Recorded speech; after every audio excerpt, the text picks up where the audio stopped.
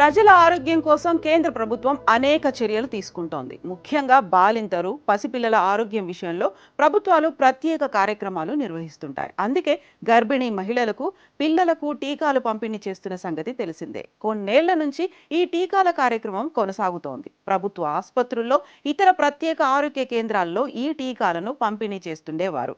వ్యాధి నిరోధక టీకాల పంపిణీ విషయంలో కేంద్రం కీలక నిర్ణయం తీసుకుంది. వీటి పంపిణీకి ఒక కొత్త యాప్ను తీసుకురానుంది. మరి ఆ వివరాలేంటో ఇప్పుడు చూద్దాం. దేశవ్యాప్తంగా వ్యాధి నిరోధక టీకాలు పంపిణీ చేస్తున్న విషయం తెలిసిందే. ఈ క్రమంలోనే వ్యాధి నిరోధక టీకాల పంపిణీని పూర్తి స్థాయిలో డిజిటలైజేషన్ చేయడానికి కొత్త పోర్టల్ను తీసుకొచ్చేందుకు కేంద్రం సిద్ధమైంది.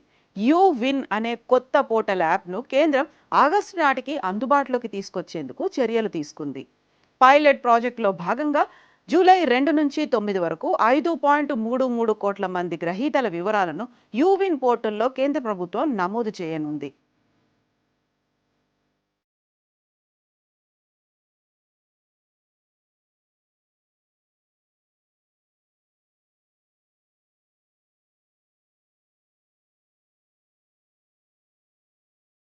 ఇక ఈ పోర్టల్లో కీలక అంశాలను, వివరాలను నమోదు చేస్తారు. ప్రతి గర్భిణి, 5 ఏళ్లలోపు పిల్లలకు వేసే ప్రతి టీకా వివరాలు ఈ పోర్టల్ ద్వారా డిజిటలైజ్ చేస్తారు. దీంతో టీకా వేసుకునే షెడ్యూల్ ప్రకారం ఆయా కుటుంబ సభ్యులకు ఈ పోర్టల్ ద్వారా ముందుగానే సమాచారం వెళ్తోంది.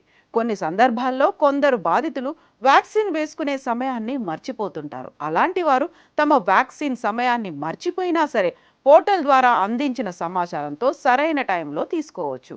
ఇక ఈ డిజిటలైజేషన్ ద్వారా దేశంలో ఎక్కడైనా సమీపంలోని ఆరోగ్య కేంద్రంలో వ్యాక్సిన్ వేసుకోవచ్చు. ఇక గర్భిణీలు, పిల్లలు టీకా తీసుకున్న తర్వాత సర్టిఫికెట్ను కూడా తీసుకోవచ్చు. అది కూడా ఈ పోర్టల్ను ఉపయోగించి సర్టిఫికెట్ను డౌన్లోడ్ చేసుకోవచ్చు. అదేవిధంగా టీకా వేయించుకునే టైంను కూడా షెడ్యూల్ చేసుకోవచ్చు.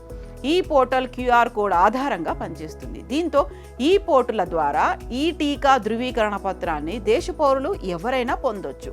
గతంలో కోవిడ్ టైంలో వ్యాక్సినేషన్ పోర్టల్ కోవిన్ మాదిరిగానే పనిచేసే ఈ పోర్టల్ కూడా అలాగే పనిచేయనుంది. పశ్చిమ బెంగాల్ మినహా మిగతా రాష్ట్రాలు, కేంద్రపాలిత ప్రాంతాల్లో ఇప్పటికే పైలట్ ప్రాజెక్టుగా కేంద్ర ప్రభుత్వం ఈ పోర్టల్ను అమలు చేస్తోంది.